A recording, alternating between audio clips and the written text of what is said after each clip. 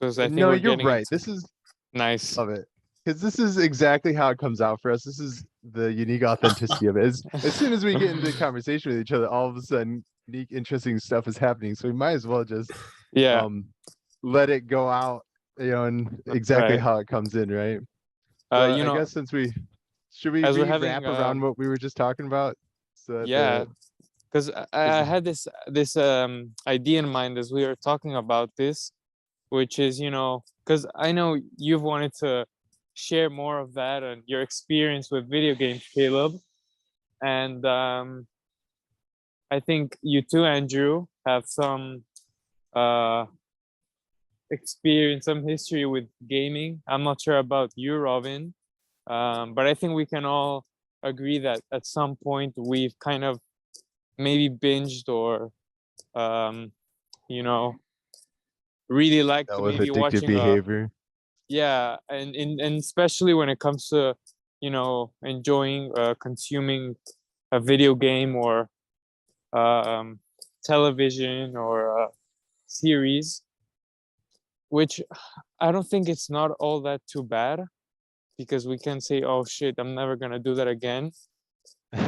And I think Yeah, one of the most powerful things you can do to kind of stop yourself from going very deep into that, like binging, is to have like a set of habits that you do every day no matter what, because that kind of grounds you into the life you kind of want to live and the things you want to do on a day-to-day basis. So even if you stray off a bit and maybe do something that's not the best for you, but you still did your habits on that day, then you can allow yourself to stray off a bit. It's like that 80% good and 20% bad.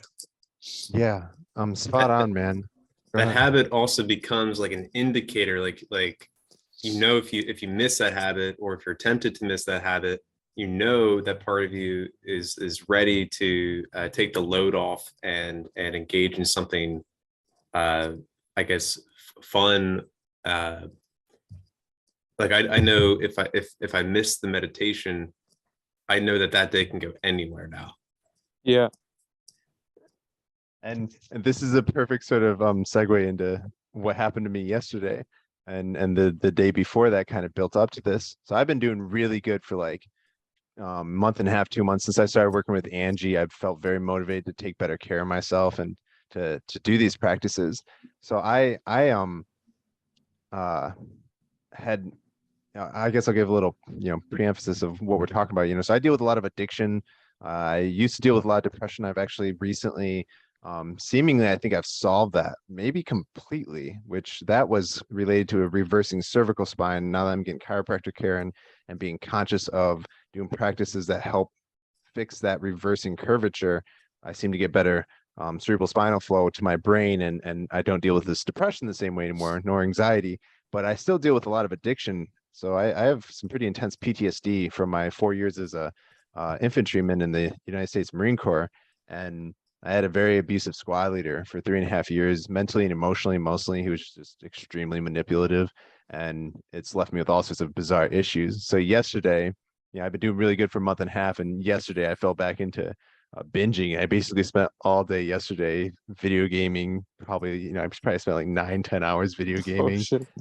Yeah, and I've been doing really good. So I've been trying to quit marijuana and quit smoking on a regular basis, because if I smoke marijuana, I can give a little pre-emphasis on that as well. So marijuana actually for me proved to be an incredible transitory drug, or entheogen, you could say, a tool that I was able to use 8 years ago or 9 years ago when I first got out of the Marine Corps. I was an alcoholic. I spent like a year drinking a lot of alcohol, and it built up to, for like a month and a half, I drank almost a fifth of Jack Daniels every single day. Really quite abusive, and it took a toll on my body. And the same week I started smoking marijuana under the advice of a friend who also used it as a transitory drug to get off of worse drugs. I was able to quit smoking cigarettes and drinking alcohol on a daily basis. And almost completely remove it from my life. And since then I've had some bingers, I've had some issues with it, but I've always been able to recognize that very quickly and get rid of it. So when it comes to what happened yesterday, what Andrew was talking about kind of goes hand in hand with exactly what happened to me. I finally picked meditating back up probably about 4 or 5 weeks ago. Every single day I've been doing a relaxation meditation in the morning and the evening.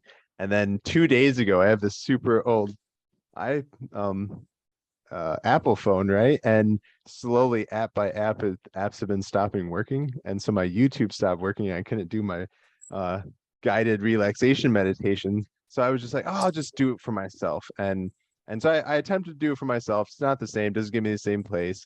I am somewhat dependent upon these tools.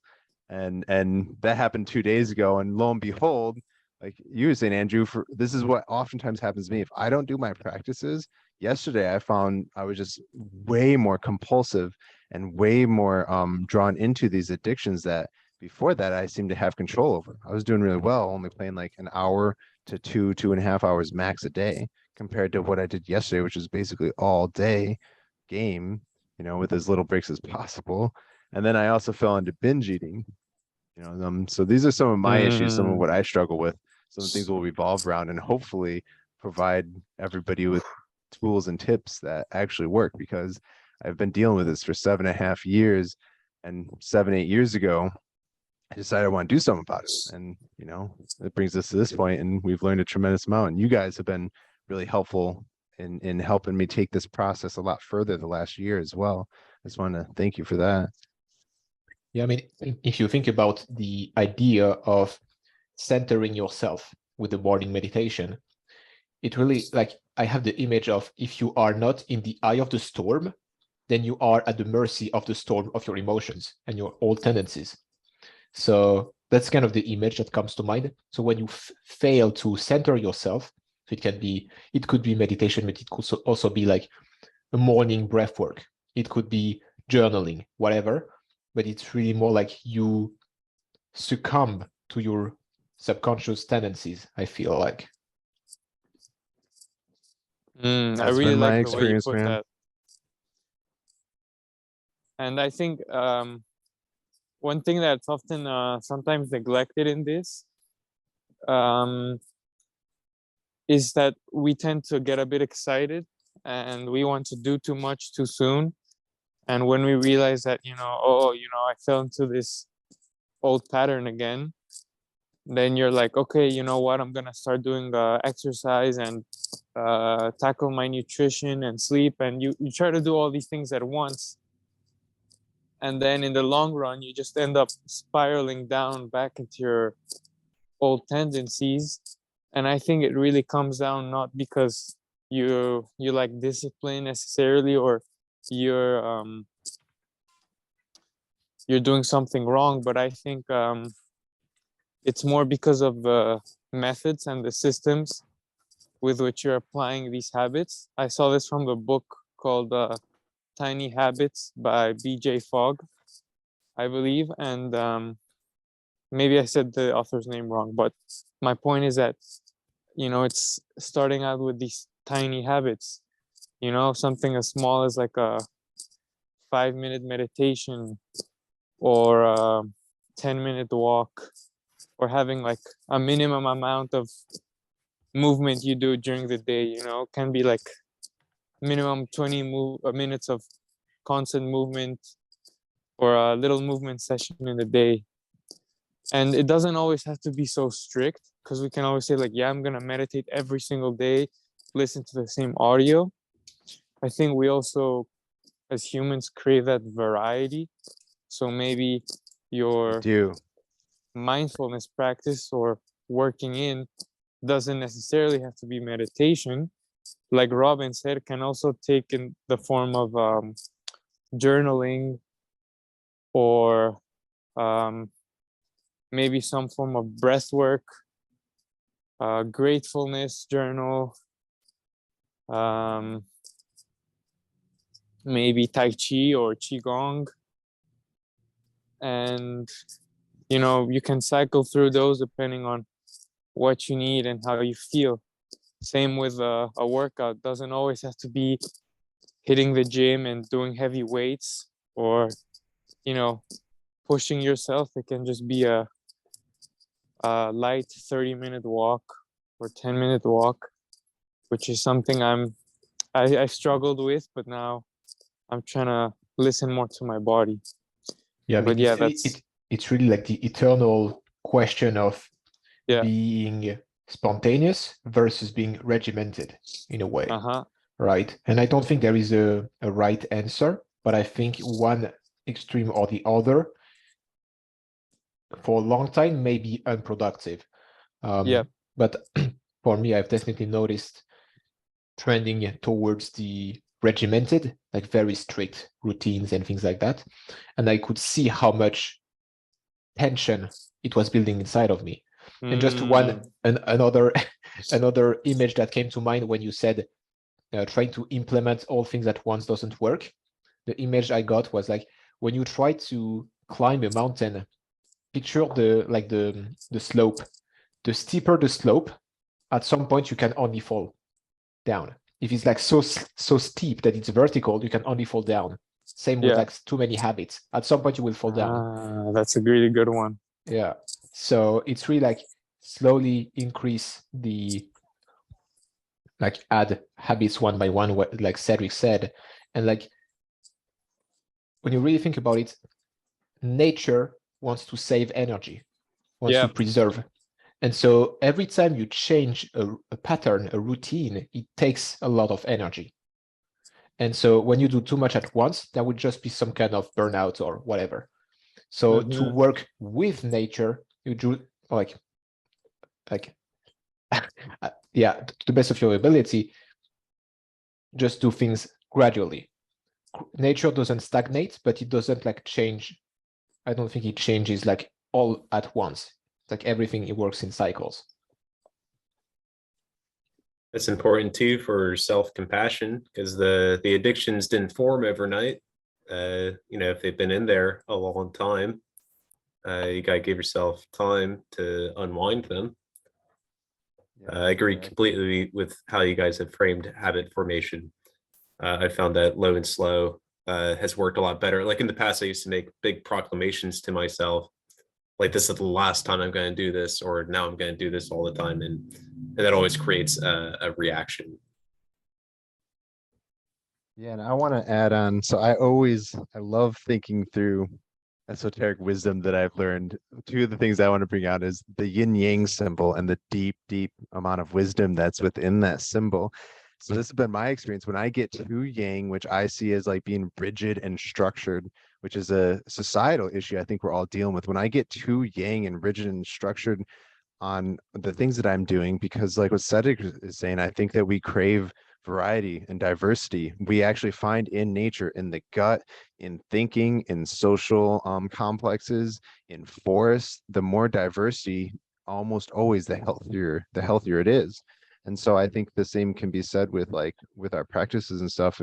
If we get too rigid and too structured with it, I have found, at least, it creates like this, it bounds up this energy, and after, sometimes I can will my way through it for 2 weeks, sometimes months, but eventually that energy like bursts through, and it oftentimes leads to longer and longer addictive compulsive cycles that I'm in less control of, and because I do want to say that, like, there is a good side to the having some sort of impulsive behavior sometimes.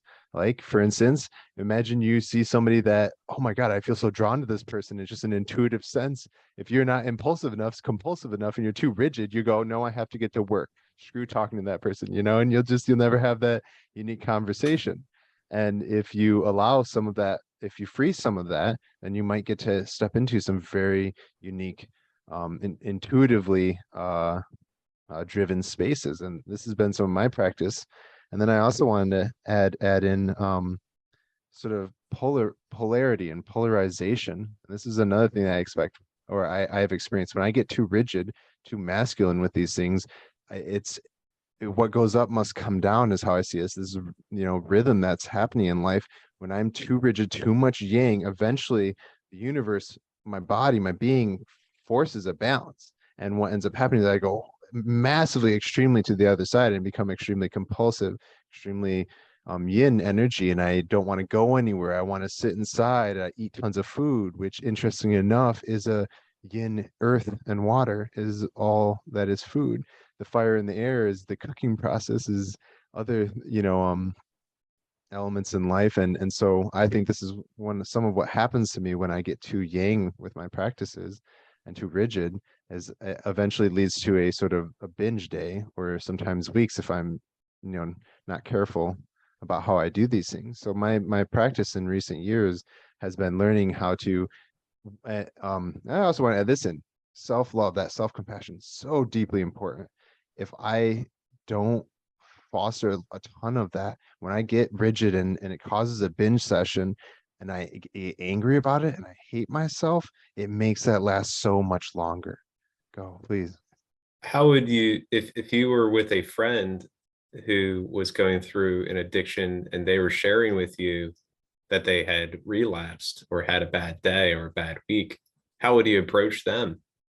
I'll tell you exactly how I've done it, because I was there with my best. So one of my best friends in my whole world, we've been best friends since I was 12 years old. So it's been almost 20 years. When I joined the Marine Corps, gosh, it's been 13 years ago, he went to college and ended up becoming a heroin addict. And I stayed really good friends with him. When I got out of the Marine Corps, he was trying to break his heroin addiction. And he's like me, he's a deeply devoted yogi. So he believes in being radically transparent and vulnerable to what degree he can. Because here's one of the other tricks with it: if I open up about things, because this has happened to him, I speak from his perspective.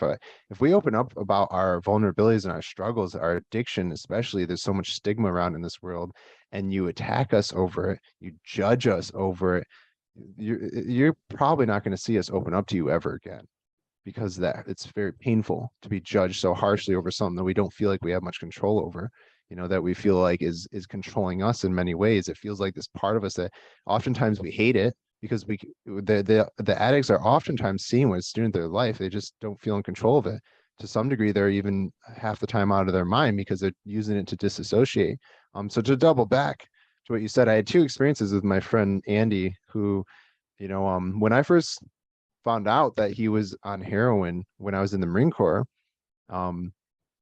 me and a friend, we tried to hold an intervention. And this was back before I had any idea how to actually hold space for people like this.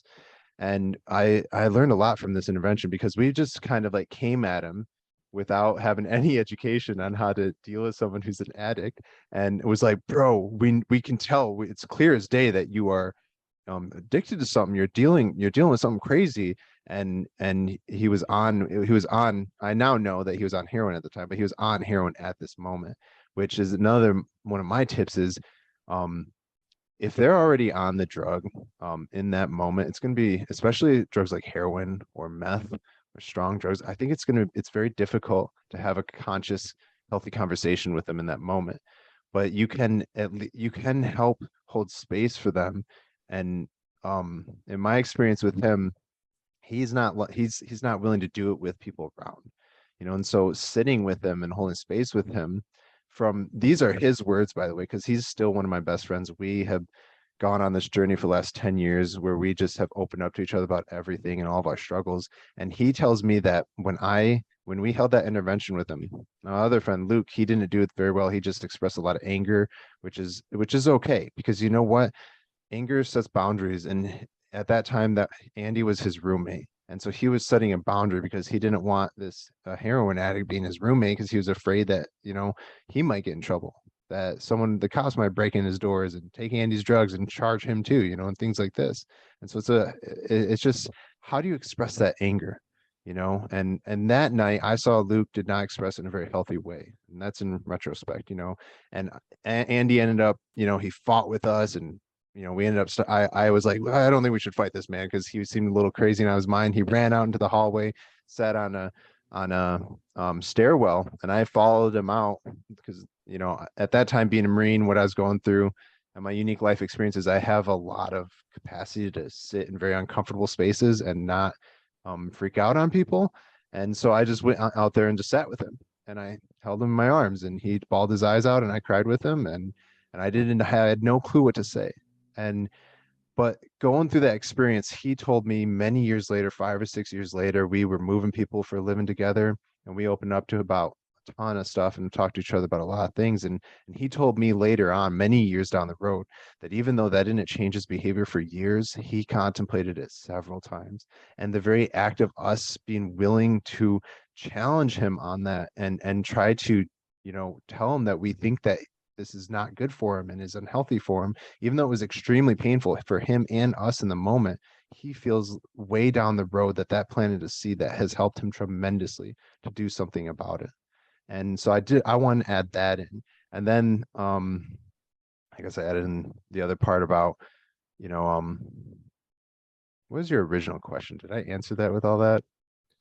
I was asking how you would approach a friend who had relapsed or had a bad day or a bad week, kind of getting to the idea of, you were harsh with him on that day, and that maybe even delayed the seed being planted. That it planted the It might seed, but have. And this was before I knew how to hold space for people. That was like 9-10 years ago when I was in the Marine Corps, one of my first leaves. So, which brings me to the second story I wanted to share. About 3 years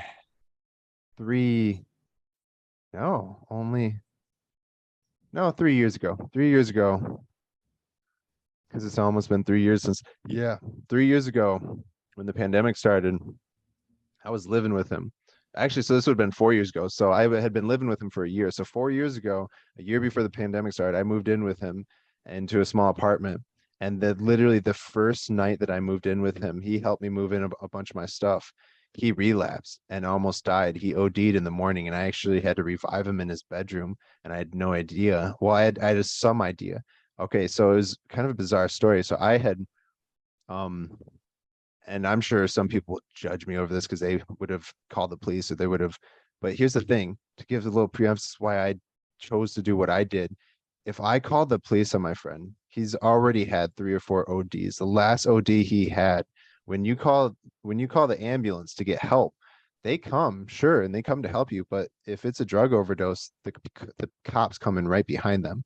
And if they see any drugs and find any drugs, they pin it on that person. So last time my buddy got OD'd and needed an ambulance to save his life, he ended up in jail for 6 months. And the next time it's not going to be as light. It just tends, because of how our judicial system works, tends to get worse and worse, And so in that moment when he OD'd, so that night we moved me in, and at like 12:30, I had gone to bed and was like in the middle of sleeping, and all of a sudden my friend runs in my room and like flops his body on me in this playful sort of way. And I immediately knew something's kind of wonky. And he's like, bro, just, you got to come out here with me. Come out and hang out with me. I'm like, bro, I'm going to sleep. I'm exhausted. He's like, no, you got to come out here. And so this is the first time I've ever actually got to interact and see my buddy in the midst of him literally just using. And so after, a couple more minutes, I realized, oh, he's not going away and something weird's going on. So I went out there with him and spent about an hour and a half trying to work with him in the moment while had literally just used heroin. And I know this because the next day, and this is some of what I'm getting to, the next morning I had to revive him because he used all night, pulled an all-nighter. I felt hopeful. I didn't know for sure, but I felt hopefully I was safe enough to go to sleep. And so I'd gone to sleep at like 2:30, and then he woke me up again at like 6:30, maybe 7, and was like, hey, I need you to watch Jack. Because here's the other crazy thing. His 2-year-old was in the room with us, was in the house with us. He was watching him that night. And he's told me later on, he doesn't think he would have ever used if I hadn't been there for him, or at least, I'm sorry. That's my perception. I don't think he would have ever used if I hadn't been in that room with him at that time, because he had been doing really well for a couple of years. And then the night I moved in with him, and part of it is he has responsibilities. He has a kid to take care of. And I think that for him, he wants to be a good father, desires that very strongly. And so until he had someone to watch over him for him, he hadn't used in a good couple of years. And so I think this is some of the struggles that addicts deal with, is when we get like too privileged, too much comfort, if we're not careful, we can we'll use that space to just go into our addiction and to just binge. And so I know he does the same thing. We have to be very careful to not slack too much on the the yang side of things, on the structure, but at the same time, if I go too extreme, it'll propel me into one as well. So there's some of the balance. And so that next morning, to get back to what you wanted me, the question you wanted me to answer, that next morning, he had pulled an all-nighter, and then he had asked me, I had asked him multiple times, do you have any more? Because I knew he was using, do you have any more? Are you going to use it? Please don't use it. I begged him not to use it. I tried to help him see that, this isn't going to get better. You have to come off of it again, man. And I tried to convince him to give it to me.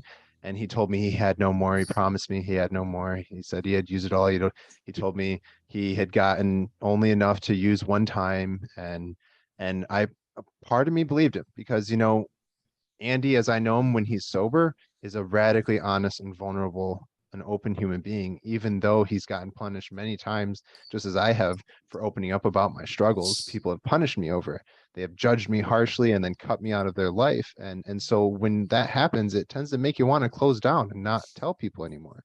And this is a real big issue. If we're going to actually heal these issues, I need people to understand that I have them, so that they can help orient themselves appropriately, so not to feed it more, and if that serves them. And in some cases, and this is what I've had to realize with myself, these people may have had it themselves from me because they knew that they couldn't handle it. And so that's a meaning I've worked through to try to accept, whether or not it's true, it is a meaning that supports me in helping release attachment to having those friends and those people. And I know I'm kind of dropping a lot here, but I don't think I really answered your question. Go ahead. Just to speak on that point, Paul Chek talks about judgment creating separation. And why would somebody need to create separation? It probably is because there's a defensive fear that interacting with that will bring them under threat. So that idea that they cut you out because they couldn't handle it is probably true. I agreed. And so I haven't forgotten your question. I'm working to answer. I think there's a lot of intricacies to this, and after I finish answering, I want to know from you guys if you feel like if this is very enlightening, if this is, sounds very true from your own personal experience around addiction and these sort of struggles. So the next morning, he asked me to watch his kid, and he's like, I'm just gonna go lay down for a few hours. I'm obviously very exhausted. He had pulled an all-nighter. That was clear. I could see he was spun out like crazy. And so thank God, I just happen to be the type of person, I don't always have to sit with noise in the background. I'm oftentimes comfortable with silence. And so I was just sitting in silence this morning, drinking my coffee, watching Jack and playing some little kids game with Jack. He was like 2 to 3 years old at that time. And all of a sudden in the other, I could hear Andy just making these like awful sounding wheezing noises. And it sounded like he was struggling to breathe. It was like a type of breathing, if you can hear that. And interesting enough, and this is what I would encourage anybody who's an addict out there and struggles with these things, if you have those in your life that that love you and care about you, and this is how me and Andy are with each other. I have made statements to him, many that I've shared with these guys, like, I am devoted to a path of pure and unconditional love. It is my practice every day. I struggle with it. I have my issues. Sometimes I judge people, but I am so deeply devoted that I'm willing to tell you all this, so you can hold me accountable if you feel I'm straying, because I want to go towards that. And so I've made statements like this to Andy and many others even more deeply, that, were in the moment type of statements, to help him understand and know that I care deeply about him, just as I care deeply about you guys and this whole planet. And this is why I am willing to share these struggles that I have, even though I know I will be judged by some people over this, even though I know in some people's minds who still value you based on what you can do for them or not, I will go down in their minds, but I don't want to be with people like that, because in my opinion, that is making the world a much more toxic, unhealthy place. And so Andy, knowing these things about me, he had shown me where the key to his room is. He hid a key for his room. And I think he does these things sort of subconsciously, trying to protect himself, knowing that he's an addict. When he's in his right state of mind, he will tell people around him certain things that in the end would actually help them protect him when he's in places like this. And he's done a lot of work to get to that point, because like I said, if people, and he also has a very loving and supporting mom, if people judge them, like Andrew's saying, it locks us down and creates a separation. And sometimes there's a good purpose to that. But if you really want to help someone who's addicted, if you really deeply care about them, you've got to be willing to dig down deep and find that meaning that gives you the will to work through difficult conversations and to stay in a calm, conscious, conversational sort of place, so that you can actually get to the meat of things. And so he had shared where his key to his room was for me to know already, and I'd only been there for like a day in case ever I needed to get in there. He had shown this to me like maybe a week before, because I had been visiting him and spending time with him before I'd moved in with him, in case I ever need to get into his room. And in this moment, so he had locked the room and obviously had done more drugs. And so I heard him wheezing in the room and it sounded really awful. And so I took the key, opened the door. I opened the door and look at him, and immediately I can tell something is seriously wrong. He's pale as a ghost and barely breathing at all. So, I remembered I hesitated for just a second, and I was like, oh shit. And I just knew he was ODing. And I had studied a little bit about it, what it looks like. So I ran into his room, and understanding, interestingly enough, he had shared this story with me years before about one of his other OD episodes that happened. And this may be one of the things that helped me save his life. He had shared this story about one of the other times he had OD'd. He had been rushed into an emergency room. And when he was in that emergency room, they were, doing all the tests they do. And one of the things that they're finding is oxygen levels were super low, which obviously when your oxygen levels get super low, you're at risk of dying and organs failing and things like this. And so his mom, he was like completely like super delirious on heroin. I don't know, because I've never done heroin before. When he describes, it's extremely powerful disassociative, and it kind of, if anybody else knows more about this, maybe you can explain more. But his mom had while he's sitting there on the bed, like completely out of it, and his blood level super low, his mom, having a good enough, close enough relationship with him, knowing that he knows Breath of Fire very well, and Andy had talked to her all the time about how cool Breath of Fire it is because it can pump up your oxygen levels and things like this. She told him, seeing real time, that his oxygen levels are dangerously low. Andy, if you can hear me, just start doing Breath of Fire. Breath of Fire. Andy, do Breath of... And so he literally started pumping his belly and doing Breath of Fire because it's so subconscious for him, because he is a deeply devoted yogi. And she watched his oxygen levels just start to climb and climb and climb and get back to a healthier level. So knowing this and seeing on my friend that he's barely breathing, he's ghost white, I immediately got behind him and sat him up into a seated position. And I held his chest and his head up with my left hand and just started to pump his belly with my right hand. And I could feel him and hear him breathing. And because I'm moving his diaphragm for him, right, guys?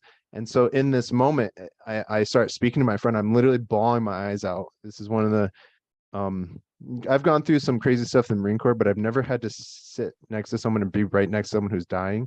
So it's probably one of the first times that I was like, especially someone that like, you care deeply about, and they're dying because of a really bad decision, and an addiction. And in a way that if he had died that day, like it would be very difficult for me.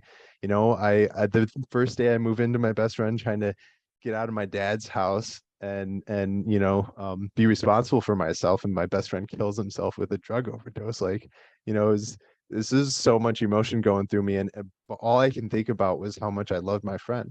And I just kept saying, Andy, I love you so much, man. You can't go. You can't leave us. And I was just like pumping his belly over and over in rhythm with, I don't remember what I was going with, but some intuitive sense was kind of guiding me through this. His son obviously like immediately followed in right behind me and was sitting there. And I only have so many hands, can only do so much. So I'm like calling and dialing his girlfriend that he was broken up with, because she's been with him on multiple times that he OD'd like this, and wanted to get advice from her, because I knew if I called 911, he had already told me the story of what's going to happen.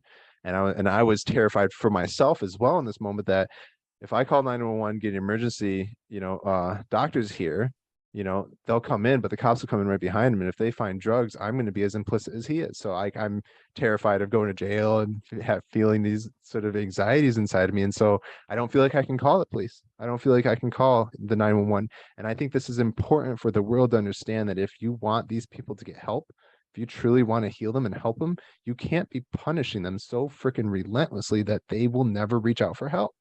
That is one of the things that I have seen as a major problem. And Andy is doing better than he ever has now. He might not be here. As a matter of fact, he's told me he wouldn't be here if it wasn't for me. If it wasn't for someone who so deeply loved his friend that he could face down his fears, take responsibility for what's happening in the moment on his own. And so I'd called his girlfriend in one hand. I was sitting there pumping his belly with his other hand, like speaking blessings and prayers to him and telling him how much I deeply love him. And he tells me this in retrospect, he's in this place where he can hear some of this, what's coming through. He can feel the love. And it's like, he's like legitimately, because of how much of an outcast he feels to society, he thinks he uses these drugs to escape society. And this drug, if you take enough, you can completely escape society and die from an overdose, and I think what happens is that your heart just literally just stops, and everything just slows down to such a degree, it just all stops. And so I was able to revive him, bring him back to life. I got a hold of his girlfriend. His girlfriend said, yeah, don't call 911. I'll be over there right now. And she headed over there immediately. She had, I forget what it's called, but there's a drug that we use for heroin ODs, and you can give it to them and it can chuck them right back in. It'll basically kick it out of their system, but it throws them immediately into withdrawal. So she brought it over with her immediately. By the time she had gone over there, I had revived him and sat there with him and was pumping his belly. And in that moment, I had already spoken with him enough and talked about and learned enough about addiction for the sake of healing myself and helping him, that I knew that this was not the time to tell him that he needs to change his behavior. This is the time to support my friend after he had just almost died, and to let him know that he's loved and that he's supported, because anything else in that moment, from what I've seen and experienced with him and myself, is just going to further chuck him into that addiction. He's already in that place because he's trying to escape society, and he's trying to escape society because he doesn't feel loved, he doesn't feel supported, he doesn't feel cared about, he doesn't feel like he matters. And this is partially an individual thing, but this is largely a societal thing. This is why mental illness throughout the world is getting worse and worse and worse, in my opinion, is because we are creating a society that is spending our whole lives behind these screens, disconnected from each other, and we are deeply pack animals at our core. We need each other. Literally, if babies aren't touched and held every day when they're children, they will die. And so I supported him over the next week. I dealt with my own fears. I remember I had a lot of these thoughts of like, I literally just wanted to leave. I wanted to leave and kind of go back home, because I was like, is he going to do this to me again? I'm dealing with this fear, living with an addict whose addiction is heroin. Because like I myself, I admit, am an addict, and I was back then too, but my addiction was video games. And so like I can, if I get caught in my addiction, I can still break away and go do my job. I can still break away and go have a conversation with someone. But if he gets caught in his addiction, no one can even see him while he's on the drug, because it's obvious as crap. And so he can't be on his drug, he can't be in his addiction at work, and so heroin addiction is a very rough, tough thing. And I know a lot of people in this world are dealing with it. And I hope that story helps. But I would encourage people in the moment, if it gets to that point that of like I just described, do what you can to protect them. If you don't know what to do, you have to call 911 or call someone who knows how to deal with it, because they're the only ones that are going to be able to save their life, and love and support them, truly care about them. And if you truly do, you'll be willing to do the difficult work of, over the next couple of weeks, we had a lot of very difficult conversations, and I practiced calm, conscious conversation for every single one of them. I already had that tool that I was already engaging with on a regular basis. And through that, he opened up with a whole bunch of other interesting things. I won't go into the details of them, but he also gave me he helped prepare me again if it ever did happen again. And that helped me a lot to set my anxiety at ease.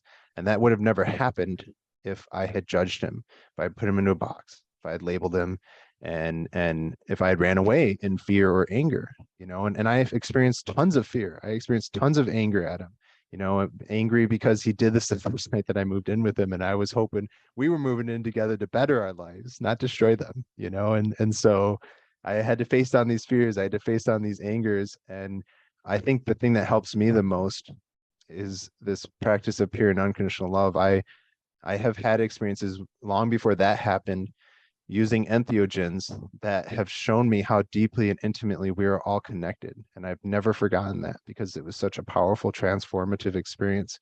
And that is one of the things I think that has created the wealth of love that I feel that allows me to, that helped me in that moment keep choosing love, even though I was so angry and upset and terrified all at the same moment.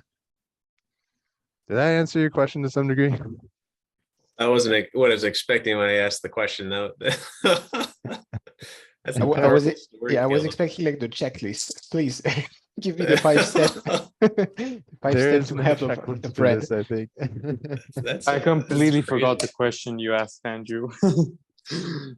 I was asking just in general, basically, it's basically a leading question, like would you react to a friend in anger and judgment, and then the follow-up being, then why, if you have a bad day, would you react to yourself in that way? But I'm glad that you shared that. That's a crazy story. That's a powerful Yeah. story, and it illustrates so much about addiction and how complex it is, and how many Yes. different factors are involved. Yeah, I think It's not a simple thing. Yeah, I think there is a parallel with what we discussed last week about the ego, which is we should not kill the addict in us. We should integrate it and love it fully. Yeah, Yeah, for sure. Exactly. parts work. I know, Caleb, you've studied parts work, and that comes to mind. To not, if you have an exiled part, so there's protectors and then there's exiles, and maybe the addicted self is an exiled part. That coming to it with fear, anger, or judgment will only push it further into exile, and then these dynamics become more unconscious and further from any sort of redirection effort. Exactly. Parts work has helped me a ton myself. And one of my teachers that she's parts work, Karina Mirsky, I'm sure she'd be comfortable with me sharing her name. She's I guess considered a worldwide yoga teacher. She travels the world and teaches retreats and stuff, but she's been a therapist for like 20, 30 years. And she's opened up to me about dealing with plenty of the same issues as I have. And one of the things she says about parts work on that is like, for me, my addiction seems to be more like this firefighter. And what it comes like, this is what I think happened yesterday, is I was starting to get overwhelmed with the work that would go into this. And mind you, in all radical vulnerability, I haven't done the show notes for our first show yet, and I was like committed to, I'm going to do them every week. I'm going to watch the show, and then we're going to get the show, do another recording on Saturday, right? Go ahead. And that's that proclamation that, like, that was actually a prediction. You framed it to yourself as a proclamation, like, I am going to do this, which then ties in like self-worth to it. Like, if you don't do it, then what does that mean about you? But if you had a more open mindset of, I actually don't know how much work this is going to be or what the realistic timeline is going to be, I'm just going to do the next step, or I'm just going to like create the intention and then see what happens. It doesn't create that kind of rubber band effect. Yeah, and my that best. rubber band effect, that's one of the, like, much of what we were getting at earlier with the being too rigid and the yin yang around that, right? That's much of what I've experienced. That's how it is for me too, with like, for me, it not so much anymore, but it used to be video games, but still current is pornography. And especially when I was working at Phil Haven, like all night sort of binges, and that had never been part of my life before. It was Right. 100%, because I didn't know how to handle the stress from things I was witnessing at the hospital, and it became like that. And I noticed this rubber band effect, that when I tried to just stop, like when I tried to set a hard line with myself, like, oh, no more of this, that just created it worse the next week. And for me, I had to uh, completely take off any expectation on myself, and to just say, you know, for a little bit, I'm not going to care how much I watch or how much, you know, I do, or whatever. I'm Done just the going to same. ask myself, why do I like this? Like, why am I doing this? Yeah, I think it's huge with any addiction to ask yourself, what is the need that this addiction meets? Yeah. What, like, because we always do something for a reason, even if it's destroying us. And so it's always doing something for us, always.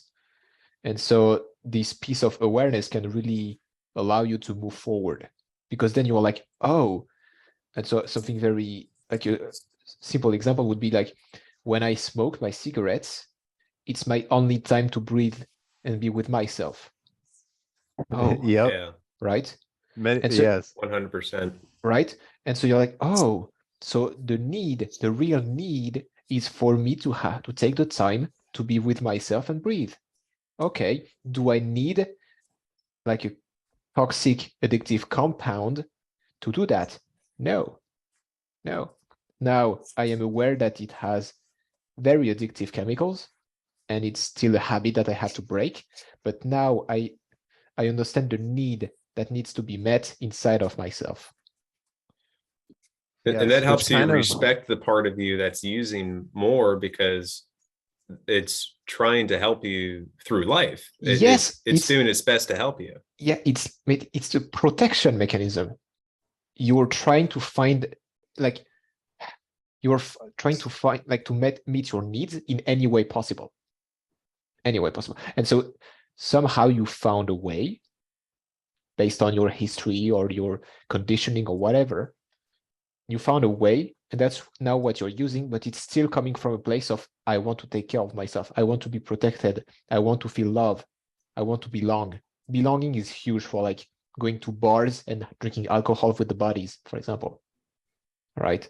yes, absolutely. And because at the core, we all have the same needs. I think we brought up last time the Maslow's hierarchy of needs, right? We all have the same needs. And so it's just that it may express in different ways based on what we are exposed to. And that's where the big compassion comes in, right? Because at the core, even if on the surface the person is destroying himself, at the core, just like a child trying to feel loved and like fulfill its needs, right? And which you Right. beautifully outline, Caleb. But it's like really don't judge a book by its cover. Like the appearance is not what is actually happening. Yeah, and Yeah. so on that note, this may be a very cool question for us all to try to answer. What are how do you identify those needs? Like, for instance, one of the things I regularly think about is physical, mental, emotional, and spiritual. I believe there are needs for each one of these four categories. Mind, body, and soul is another one that I've often looking at, but I'm actually using physical, mental, emotional, spiritual. I use that probably the most right now. And then I will go into, and we'll just kind of touch on this right now, because in each one of those, in my mind, I've sorted out multiple different needs with each one within each one of those categories, right? And so how do you guys identify those in yourself? Well, I mean, there is what you just described is a very intellectual way to determine your needs. I think that's my perception. Like, I have categories and I thought about each category and I filled in with like all the needs. I think it's more like reactive, but it's a reactive way to determine your needs. It's like, don't do anything and see what comes up. Oh, Don't I've eat. seen that. Don't eat. You will get hungry. Don't sleep. You will get sleepy. Don't move. You will get antsy. And you will see that that's what pain does, whatever its form. It's like, oh, there is something that needs to be looked on. You need to check that. And so even if you don't have the list perfect, and I'm talking not necessarily about you, Caleb, but generally speaking, I think that any kind of dis-ease is a sign that there is an unmet need or a lack of awareness somewhere. This is why in the check Agreed. system, having a relationship with yourself is so important. To listen to the signals that the body is giving, the signals that the mind and the emotions give. Yes, and especially, I mean, it's obvious when we say it out loud, but you are the only person. I mean, I am the only one who can eat for myself. I'm the only one who can sleep for myself. So I am fully responsible for the I, myself. And then when I have my needs met, then I can go about helping others. That makes me think of a therapist. They can't do any of that for anybody. They never heal anybody.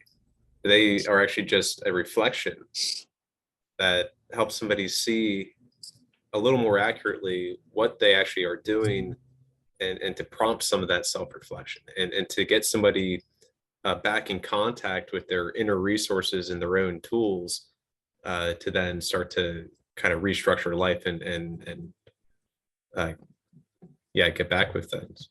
Yeah, I mean, I want to add something there that like it kind of goes back to that the hierarchy of the needs. priorities of health, of needs, and the check totem pole, and how, you know, all the way at the top you have the psyche, the white, is it a white pigeon or a white dove, and with the sun and the moon, and you know, that's where you have the psyche, the consciousness, and you know, that also entails all parts of yourself.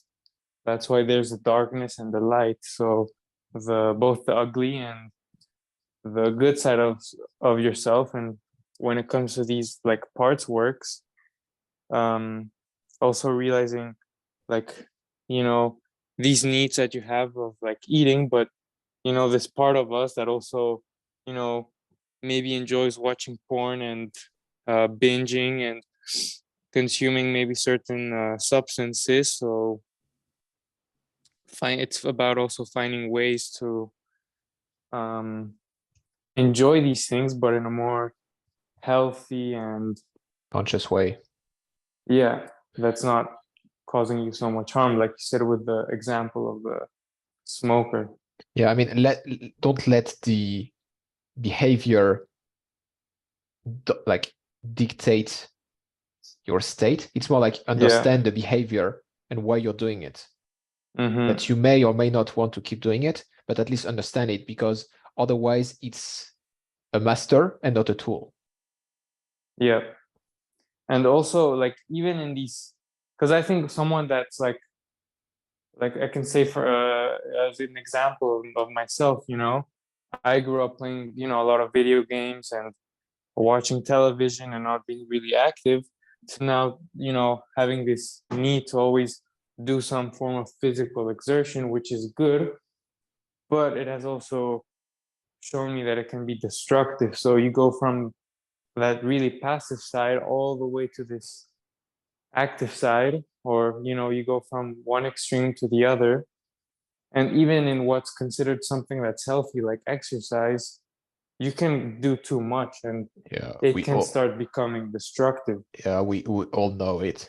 Yeah. Even though some people lie to themselves because it's a really socially not only accepted, but even socially rewarded often. Yeah. So you for the ego, it's really like, oh, you do so much exercise. And for the people who do not know better, it's like, wow, you're such an incredible person. Like, you are so brave to like run at 5 a.m. in the snow. It's like, yeah, bro. Dave, 15 miles. You're so brave and amazing. And meanwhile, the guy's knees are falling apart and his hips are completely misaligned. Yeah, and you see the joints and the stress in the like under the eyes, and you see like the inflammation and all of this, if you know where to look. But So how do we make holistic health sexy? Well, what did you say? Practice it. Yeah, say that again. How do you make How holistic do we health? make Yeah, go yeah, ahead. how do we make holistic health sexy? If Yes, you yeah. know, Just practice it and stand naked in front of other people. I mean, that's the basic And answer. figuratively, not literally, right? Although sometimes I mean, you literally. can do that actually. Yeah, I mean, put yourself out there. I think I told Caleb last week, but I went to see a friend I hadn't seen in like years, maybe. And you just put yourself out naked in front of him. Almost. But the first thing he said to me was like, "Bro, you look tanned, and it's December." So it speaks for itself. And another person I saw was like, "You have a glow in your eyes." So you don't have to be naked, literally, but like put yourself out there. And when you practice what you preach, people will see it, even if they don't say it out loud. And Go ahead, Andrew. Did you want to say something? No, I would just add, I just wanted to. Oh, yeah, you can finish. Yeah. Yeah, I would just finish with that. Before this conversation, a lady came, and somehow we came to my home, and we started to talk about my coaching.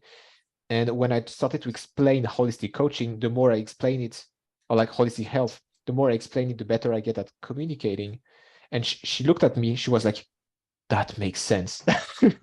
So when you have, on the one hand, your example that speaks for itself, and then you just like are able to communicate in a way that is like, yeah, I mean, that's sound principles. What happens when water doesn't move, right? Same for the body. What happens when you are out, like what happens when you put a fish outside water? Well, same for us with being outside of nature. So when you start to communicate things clearly, people will like, I get it now. I mean, that's my experience so far, but yeah, I would love to hear your thoughts as well. Authenticity and honesty. Go ahead, Andrew. When he said just stand naked, I was like, oh shit, is my redemption arc to become a holistic health porn star? You know, which I'd actually considered making porn. Studying Tantra was a huge help for me to reduce the judgment I was feeling towards myself for my interest in pornography and all kinds of different sexual fantasies and stuff. And now I tell myself as the motivator that if I don't make it as a musician, I'm going to have to become a porn star. This has been a very important topic for myself as well. A lot of the healing that I've experienced in recent years has been the work I've done to accept myself and love myself. And interestingly, the idea of stand naked before others, this is something I believe strongly in. And one of the first things that I learned that I started practicing that helped me tremendously in loving myself and accepting myself is I will actually stand naked in front of a mirror. Now I do it semi-regularly, and I will practice saying, I love you, Caleb. I love myself. I love my body. And I'll look at the parts of my body because being someone who's been, image has been a big part of my life since the Marine Corps. Especially anyone who's served knows how important your image is in the military. When you're getting trained to be in formation, if your foot is even slightly off center from the position it's supposed to be in, you'll get yelled at. If how you're holding your mouth, your lips, how you're expressing, it's all got to be relaxed. They'll even yell at you if you don't look forward sometimes, depending on how anal they want to get. And so they are causing you to, they're placing within yourself a humongous value for how your presentation is. And so unfortunately, the porn industry and the mainstream beauty industry has massively exaggerated beauty. And they oftentimes, the stuff you're seeing on TV, the stuff you're seeing in magazines has been spruced up through whatever that stuff is where they, Photoshop it and they make it look prettier. They remove dimples and weird things like this, and it's causing a massive issue, I know, especially among the young. And this has been some of my issue as well, as I felt like I had to have that perfect V shape. I have to always have a six-pack. And one of the things that I always struggled with, being a gay man who's attracted to other men, well, actually I consider myself pansexual, but I don't got to go into the details of that, not that important. But I find that I'm more drawn towards men nowadays, and as a bottom. And this has been a big struggle for me because, interesting enough as well, the my legs and the lower part of my body, in my opinion, is shaped a little bit more feminine. And being a man that joined the military as an infantryman, it was extremely difficult for me to accept this part of myself because I felt it had to be very manly. And yet, as I've done this self work to figure out what it is I truly desire in life, it seems that I truly desire to be more the feminine component in a male on male relationship. And when I allow myself to embrace that, I'm the happiest. I feel the most authentic. I feel content. I feel comfortable in who I am. I am healthier. My digestive tract works better, and so on and so forth. And one of the practices that helped me tremendously was just standing naked in front of a mirror and practicing seeing myself as beautiful, practicing seeing the things that are wonderful about myself. And there were times when it was very, very hard.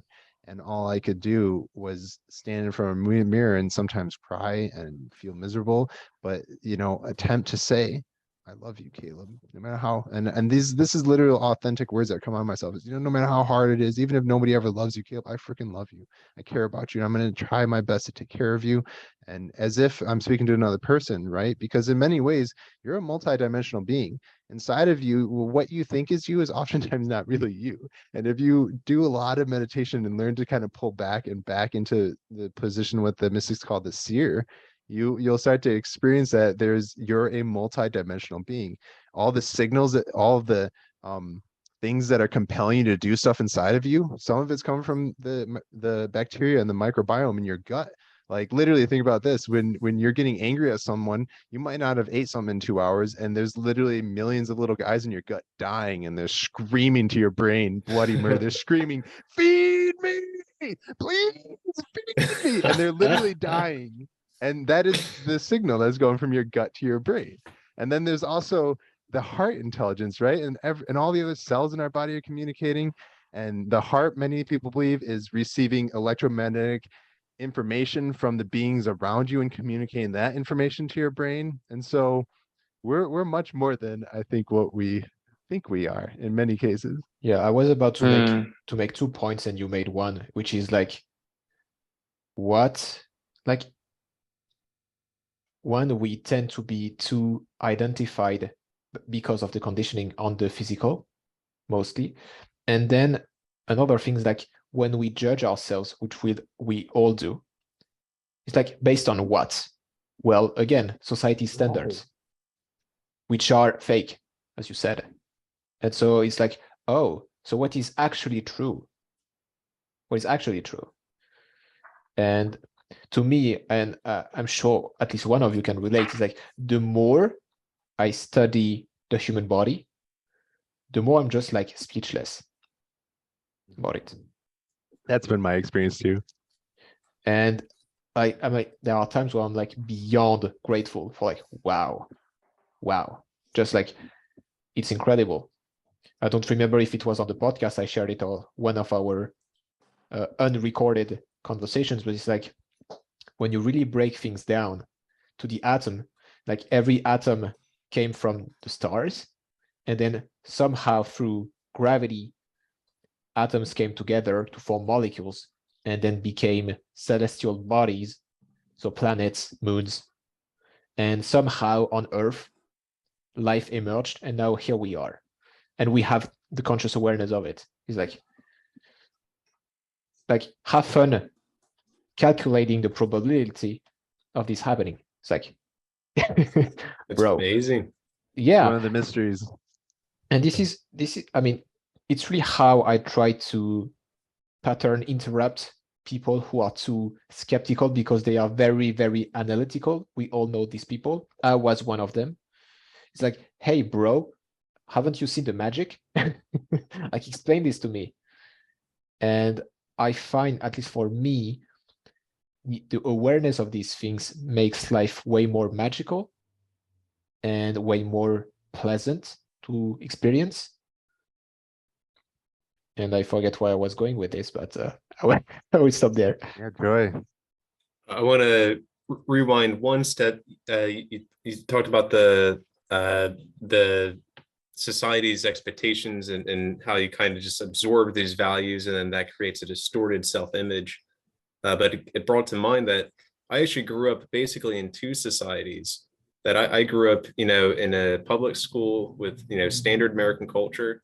And then I grew up in an evangelical church that sees itself as separate from the world and like in the world but not of the world is kind of like the whole thing. And then my sexuality was caught in between these two different things, you know, like the world saying there's absolutely nothing wrong with pornography. In fact, you're actually doing a good thing by sexually liberating.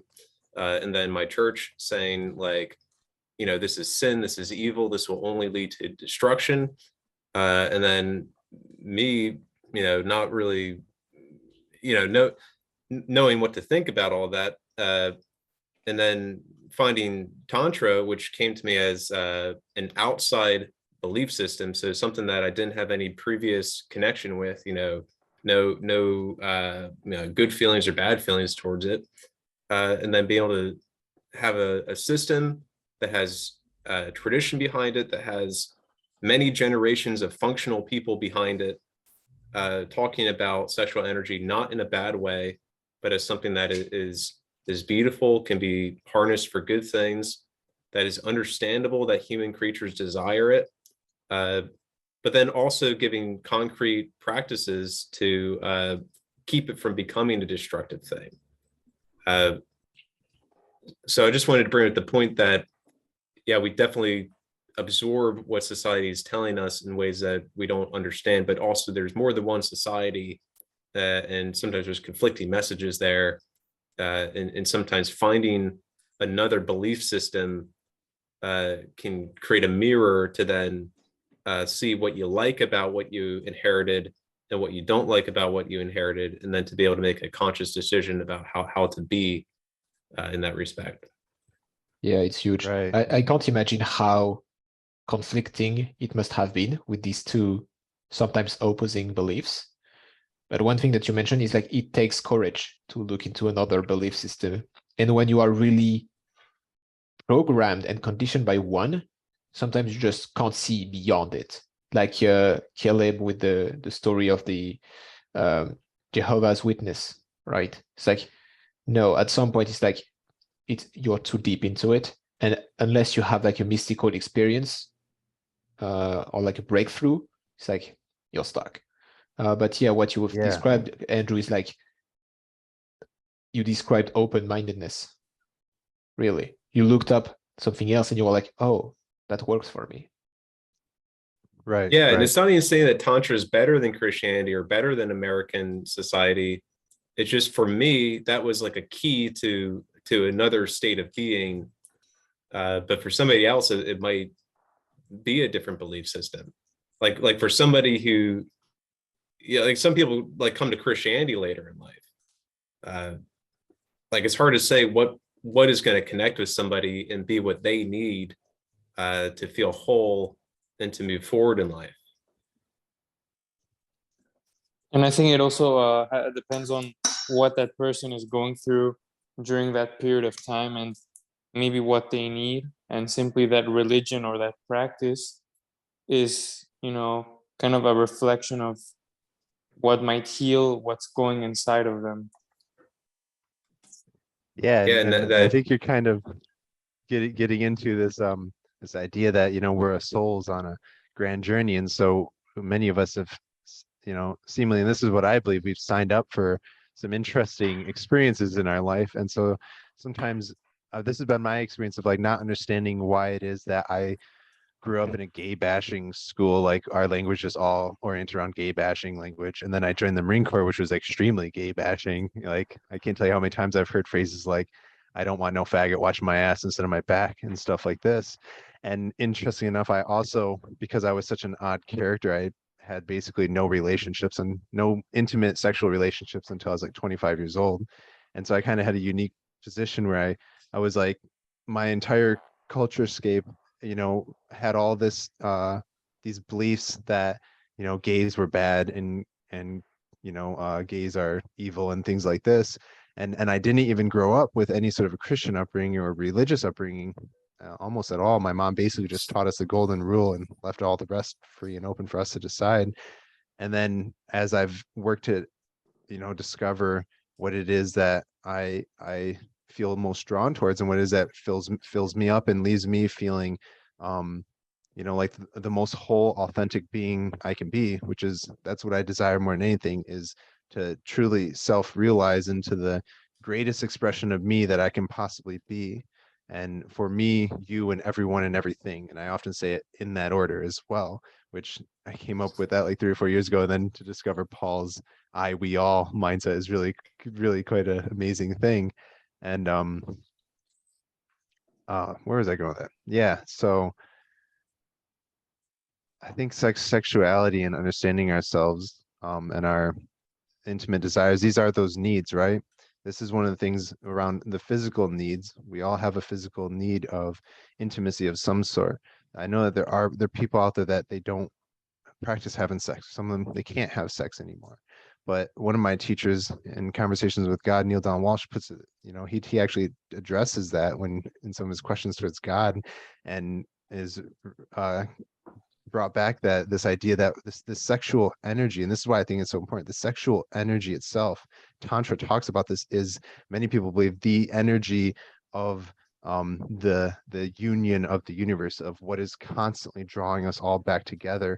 And so when you can learn to harness that energy, and from the chakra perspectives, you have your root chakra. The second chakra is all about the sexual energy, and the yogis talk about that is the energy, that as you learn to raise your energy up through the different chakras, and eventually experience what they call God realization, that is the energy, that is the energy that unites us all. And so how it expresses physically, sexually, and discovering the healthy, unique way that it expresses through yourself, I have found from my own experience, has been extremely empowering. And when I accept those things about myself and allow myself to enjoy those things in a healthy balance, because that is also important. And interesting enough, the tantric yogis talk about this as well. They encourage men to, I remember the specific guiding rule of thumb was like, between ages 10 to 2, you beat off, and you're allowed to essentially, or not, I shouldn't say allowed.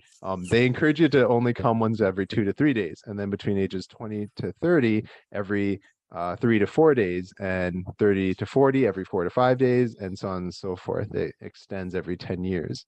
Yeah, please. I really want to create a bridge between the Kundalini Tantric Yoga and Christianity, because I think Christianity, they focus on the outcomes of what happens when people are focused on sex to the exclusion of other things that matter in life. And probably the quickest way to sum that up is the pleasure of adults coming before the welfare of children is like the key of Christian sexuality. But then also the lack of the understand what you were just talking about this being like this primordial force, that this is the creation force, and this is part of the way that humans participate in that. There's too many people that come out of a Christian upbringing completely disconnected from their sexual power, which then leads to it being expressed in underhanded ways and addictive ways and stuff. Like I want them to understand, the microcosmic orbit, the chakra systems, the fact that it comes from the top of the head and it drops down, and then if it's not noticed, it spills out, and that's fine. But right. But you can breathe and bring it back up. Like that's a technology that they should have. And that was the thing. They say, don't do this, don't do this, don't do this, but they don't say how to actually control your sexual energy. Right, exactly. Where's the how-to manual? Yeah, as well as read the Bible and pray, and then but there's actually more people who have prayed for lifetimes have found how to do it. Like these people from Tibet, etc., in the East have spent lifetimes learning how to do this stuff in a meditative, a prayer state, and they have the technology, and that's some cultural cross-fertilization that I would like to help facilitate. Me as well, because this is one of the things that I have experienced, is diving deep into those meditative spaces. For instance, I will share one of the most profound, intriguing meditation experiences that I had just before the pandemic, so about a little less than 3 years ago, that like completely blew open my own acceptance of my own sexuality. And this is like, radical levels of vulnerability, because yogis, the ones that have massively inflated spiritual ego, may judge me over this, So what happened is, I believe I like touched the somatic state. And so I fell into this meditation. I had been, for like a couple months, I was living a very healthy, regimented life. I was doing Wim Hof breath work every day, doing Paul Chek's 20 stretches every single day, and doing my HIIT trainings, taking really good care of myself, eating profoundly healthy, and was living with my mom and didn't have I was doing a very small amount of work at this time. So I had a lot of time I could spend on myself, and I was able to do it well in this moment. And all of a sudden, one day, after like a couple months of this work, I was doing a meditation on the sound of Om tuned to 432 hertz at like 1 or 2 in the afternoon, which is a really odd time for this to be happening, because normally this stuff would happen to me in the middle of the night during what's called, I think, Brahmacharya hour. And so all of a sudden, the yogis will know that there's these 3 locks that they talk a lot about. Andrew, do you know the names of those locks by chance? I know Mulabanda. That's it. Mulabana is the root lock, I believe, correct? Yeah, that's the And one then I'm there's working on. Is yes, root and lock. that's Yeah. this is exactly where I'm at as well, and I want to share this story as an emphasis to Which would be safety and things related to like addictive tendencies and that kind of stuff. Being able to yes. just hold the energy in to begin with, not even trying to bring it up. Just can you just withhold that needing to I don't know I safety. think I I can don't know add to safety. this. Yeah, I agree. Well, being able to hold that energy in at the root and create the foundation to build up to higher and higher things, that's why I think it's so important to get the root locks first. So the yogis talk about this they have a very systematic approach. You have to work through each chakra one by one, and you can't skip. And this is oftentimes something I've seen in the spiritual community, is their spiritual ego gets so inflated. They think that, like, I'm just going to skip straight to the 6th eye because that's where all the mystical powers are and stuff. So yeah. It can also just be naivety. Like, for And instance, being a Westerner and then just taking mushrooms and then, having a third eye experience while you're actually still in a traumatized state. So then the flavor of that third eye yes, experience is scary instead of enlightening. utterly terrifying, traumatizing, even, because I have experienced this, and this has been some of my work, is to accept radically exactly where I'm at. And the truth of the matter, guys, is I'm no enlightened being. I am not. I certainly have gone through some profound awakening that has left me with an extremely strong desire to keep doing this work. And I certainly know that I'm one with all things. These are beliefs that I have very strongly rooted in my core because of experiences I've gone through. But I also, if I'm being honest with myself, I know that my work right now is in the 1st, 2nd, 3rd chakras. I'm working Same. into the heart. That's my practice right now, is I'm working into my heart. And before I could own that, and my spiritual ego was kind of like controlling me a little bit. I was convincing myself that I'm this enlightened being, and I can do anything. And every time I'd start to try to just do everything, like, it would overwhelm me and chuck me back into addictions. And You can do everything, but somehow you can't do anything. yeah, a weird sort of paradoxical place to be caught in. So I wanted to share a meditation experience. So for years, since the Marine Corps, I started meditating very intensely at first, and then I I've learned a tremendous amount of lessons out of meditation. I highly recommend it to anyone who's dealing honestly with just about any issue. Meditation is very useful for. I have found it extremely useful just to shed self-awareness, to raise self-awareness around all sorts of issues. That is that time to take just for yourself, so that you can see what's really going on, so you can ponder and experience the physical, mental, emotional, and spiritual bodies, and see, maybe even intuit, and this has been a lot of my experience, intuit where you need to work. So this experience I'm about to share, I ended up experiencing this. So I practice, I believe the Buddhists, this is their sort of meditative practices. I practice letting go of everything, detaching from everything. I lay in my bed and I release and I release and I release. I'm releasing physical tension, mental attachment and expectations. I'm identifying emotional upheaval and emotional baggage that I'm carrying, and I release that. I do that through practice of forgiveness and gratitude, and then I work to connect with spirit, and I do that through visualization and seeing.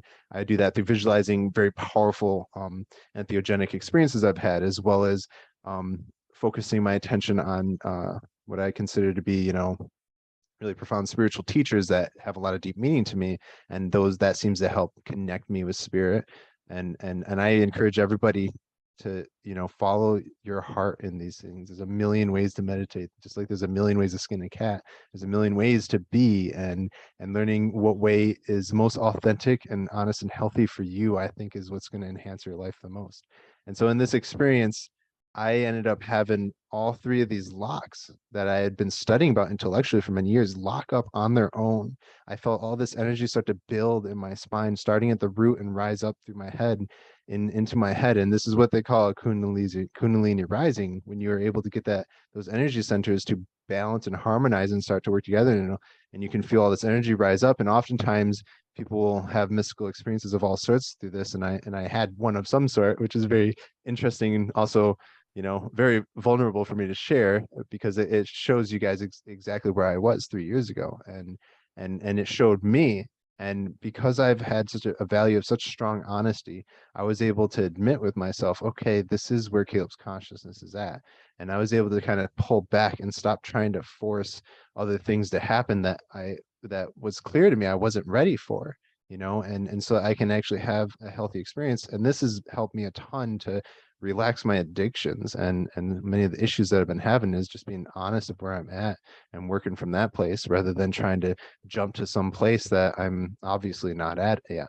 And so when this energy raised up my entire body, it felt mind-blowing. It was amazing. It was one of the greatest ecstatic, you know, feelings of like full body ecstasy I've ever felt. And I've tried, you know, ecstasy. I've tried MDMA, and I've done certain harder drugs and things, and I felt profound magical experiences, drug induced as well as sober. And this is by far one of the greatest physical feelings that I've ever. I shouldn't say physical, because it was a full sort of being experience that I was able to have, and everything just felt ecstatic, and there was literally no pain in my entire body. And as this energy was rising, it came up to my head, and all of a sudden my eyes literally, and I've never experienced this before then either, but I had practiced many times on my own, intentionally trying to, in yoga, some of our breath work and our meditations will actually look up and in to direct our attention into the third eye. And what I experienced this time, and I'd read that this could happen, is my eyes did that on their own. And normally when I try to force it, it's a little uncomfortable. But on this time, they rolled up deeper and further than ever, and it felt completely comfortable. It was really bizarre. And then all of a sudden I had a vision. And what I saw, you know, may make people uncomfortable, but this is the truth. And this is where most of our species is at. And this is why we're dealing with these issues. Most of us are still rolling around in the first and the second chakra. Some of us have made it to the third, and I think very few people are actually in the fourth and higher. And this is one of the reasons probably why porn is such a big thing in our world, because most people are rolling around the second chakra and they haven't figured out how to balance it and work through it, but they deeply desire experiences of that energy. And so they keep looking at sexual stuff. And that, I think, when we're abusing porn, you know, and using it in very unhealthy ways, that's the imbalance of that. And when we learn to balance these things and have a healthy expression of them, I think we find places where we can have the experiences that we desire, whether or not it's, you know, sexual experiences or teaching, learning experiences in any field, or heartfelt experiences, you know, like, you know, I don't think people realize, but like my grandma just passed away, and I went to say my goodbyes to her because my heart was calling for that. Even though I barely knew her and she treated me pretty badly for the last 5 years, she's actually, when I was open up about being attracted to men, she told me, "That's wrong, Caleb," you know, and was pretty mean about it. And I accepted her because she's got very rigid old beliefs, and sadly she developed really bad dementia and went out in a really rough way. But I forgave her, and my heart was compelling me to go there with her, partly because, and I only know this now in retrospect, when I went there to spend that time with my grandma, my mom was there with me, and I could see how much that helped my mom process this. That's what I mean by heartfelt experiences, you know, being there to have the compassion and the empathy in the moments. What are those sort of type of experiences, you know? And so the second chakra, I think we're going after porn because, you know, like crazy, this porn addictions like crazy because we aren't finding healthy places to allow the expression of that. You know, this is exactly what's going on with the church and all the pedophilia things that are coming out about that. it's a big thing. And I think that's because they have such a rigid, hyper suppressed belief system around sexuality and how to express it. And these, who knows if these men were actually, you know, have been subconsciously attracted to men most of their life, or what. But eventually it became my experience of suppressing my own sexuality is, as I suppressed it more and more, the addiction to do sexual things got worse and worse. And the amount of stimulation I needed to enjoy those experiences got more and more and more. And eventually I saw it for what it was, and I pulled way back, and I stopped, and I stopped to kind of contemplate on it. And this experience I'm sharing, when all that energy rose up to my third eye, all of a sudden I had a vision, and all I saw was from the head down and the knees up, a completely naked man, gorgeous, amazing body with a large rock hard cock. And immediately I came, and all my energy dropped down into my second chakra. And so I've been pondering about this a lot. And so upon this first happening, I felt like a failure, man. And the reason being, as you probably know through studying some yoga, is like we work through step by step. Well, what I now know I experience is, you know, I was doing practices that are far beyond where I'm at. And in the act of doing them, it was able to allow my energy to go up and through the head. And I've talked to other people who've done the same thing, because this is a really big thing going on in our world. Our egos think that we can take on so much more than we really can, and people are oftentimes having psychotic breaks doing too intensive kundalini practices or meditations, and mixing them with entheogens and doing it in their room with no guidance, you know. And this is what one of my best friend, I just, you know, talked about heroin. He's experienced this multiple times because he was trying to use entheogens to heal himself under the guidance of our teachers. But this is one of the reasons why I think we're hearing people like Paul Chek be like, hey guys, we need to use these things with caution. You need to be intelligent about them because they're very powerful. So are these practices. And so what that showed me in the morning, or in the moment of having all that energy go up and feeling ecstatic, and then all of a sudden it all just falling down to my second chakra and just blowing my load, you know, it was very enlightening for me to admit, okay, I think God gave me this experience of, because I've been wanting and desiring to experience samadhi, to become enlightened, and I've been focusing my attention on it and praying for these things, and doing everything I feel I could to get to that point. And I believe God like gave me a taste of it so that I could see that it's possible, and then showed me exactly where I was at, and showed me that you're not ready to go out and have this mind-blowing, profound experience that is going to connect you with everything in such a profound way that you're going to feel everyone. Because Paul's described this to some degree as well, and I've read a lot about it, where they feel everything, they see everything, to truly become one with the universe. I've been in that place a few times, way before I was ready. And like Andrew was saying, I was doing it with a traumatized, PTSD ridden addict mind, and I experienced hells like you can barely imagine, some of which I will eventually share on this podcast, and they're very profound and intriguing. But I had to heal that it left me with more trauma and more issues. And I will say, in the long run, I think it was beneficial, but it's not for the light of mind, because I could have broken myself. I could have had a psychotic break and be in a mental institute for the rest of my life, you know. And I think I kind of rode the razor's edge on that one, guys, you know. And so, yeah. I feel like I went so far into that space, and I got what I needed, and now I'm on a much more steady path. Yeah, I think same. it's interesting what you described, Caleb. Like, I really want to reach enlightenment and samadhi. And it's like, well, this one thing is actually an escape from your day-to-day life. But samadhi is like full acceptance of all that is. So there is absolutely no escape, just being. There is no seeking, right? So it's interesting, like the spiritual ego, how it manifests. And for me personally, it's like the more I learn and grow, the more I'm like, I don't know anything. But the more I'm like, the only way to stay sane is to have humor. To me, that's the only way to like comprehend. Like, you know, I mean, you can't comprehend it. So, like, I mean, experience as much as you can without having to understand the infinite. Like it's, I mean, I don't have words for it, but it's like I have found way more equanimity when I stop trying so hard to know, to experience, to whatever. I have stopped trying so hard. And I'm like, okay, just have some sense of humor, some humility, and like just be in your freaking life, in your freaking body. Exactly. I want to add that And, on.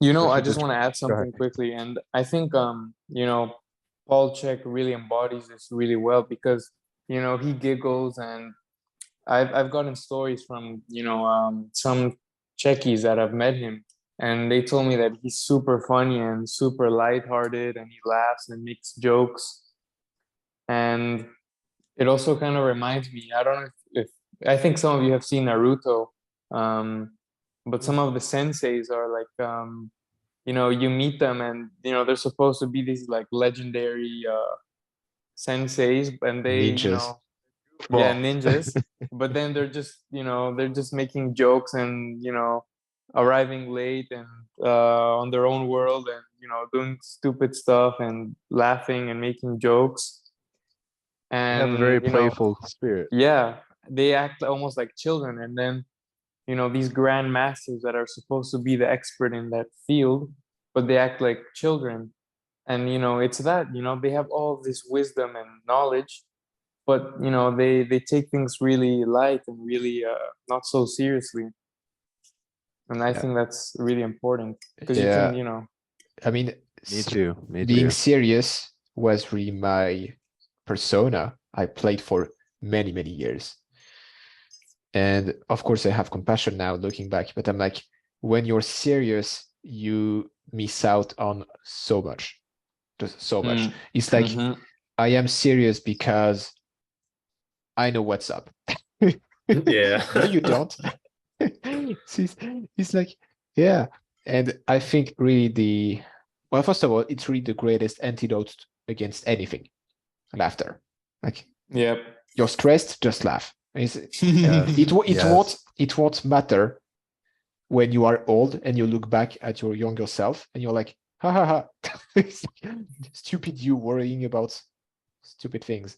And I think it's really in my more recent experience, because it has been something that came up in the last few months. It's like the more I'm playful, the better it gets. And when you think about it, even in neuroscience, having an open mind, a playful mind, is the best way to learn. Yes. I want to speak on that now, which kind of goes into, earlier you guys were talking about openness.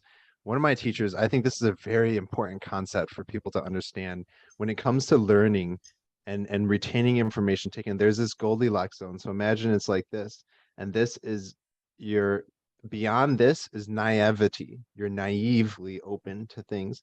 And inside here, you are an open-minded individual. Over here, on this side, imagine, so I can draw it. Yeah, overly skeptic. You're overly skeptic, you're closed-minded, exactly. But yet on the inside of that is you're critical minded. And so being open-minded yet critical, he believes is this Goldilocks zone for learning and not getting brainwashed or lied to and being able to find the truth and see through things. But if you're obviously closed-minded, you can't take in anything new. And if you're naive, you're going to get taken advantage of, because there are a lot of powers that be in this world who are trying to manipulate people and control them for their own gains and their own means. And I just wanted to share that concept because I think it's very open. Be open-minded to the concepts we're sharing on here, but go test it out for yourself. Be critical enough to ask yourself if this truly applies to you, if this is really good for you to use. Go do a little research on it, go experiment with it, and hold your old view while you're working with the new view. And then if you like it more, adopt it. And if you don't, discard it. I think a good term that I really like these days about this Goldilocks zone that you just described, Caleb, is like, I would describe it as open, but discerning. Use discernment. And so don't take just things for granted. And I find that it really trains a part of the mind the critical thinking, which has been ignored during schooling, right? And you can Yeah. finish on your thought, but I want to share something on that. Yeah, and so I find that, especially as when you want to be a holistic health practitioner, you need to have some critical thinking and not just see things in fragments. And I find that it's a great way to, again, train that part of the mind and even just experience life in a way that's more constructive. Absolutely, man. Absolutely. And I think one of the reasons why we lose this kind of playfulness, and as Robin was mentioning it, some of school, it's because they give us such a structured schedule. I don't know how it was for you guys, but for me, like I remember some of the schedules I had in middle school and high school. It was like 45 minutes English and go to math for a double period of 45 minutes, a break, and then more class of like another 45 minutes of maybe um, language like Spanish, and then a double period, and then lunch. It's all super structured, really yang, really masculine. And what I found is actually I don't learn that like that. If you constrain the time I have to explore a subject, I just can't learn because I already have like a goal in mind of, okay, you have to finish at this time and then you have to leave. And I tried kind of replicating that in my schedule and it just didn't work. But now when I really put like almost only one thing to do during the day, I almost spend an entire day just like playing with that and watching videos about it, reading articles, doing research. And I end up learning way more than I were if I only gave myself 90 minutes to, you know, um, learn about this topic, and Yeah. you need more of that exploration, more of that feminine energy that's like you kind of go with that flow and you just led by curiosity. And then that's when you actually retain the most information. I think that's why some kids, you ask them the multiplications table and they don't know it, but then they can name all the Marvel characters in the movies and they'll know all the story.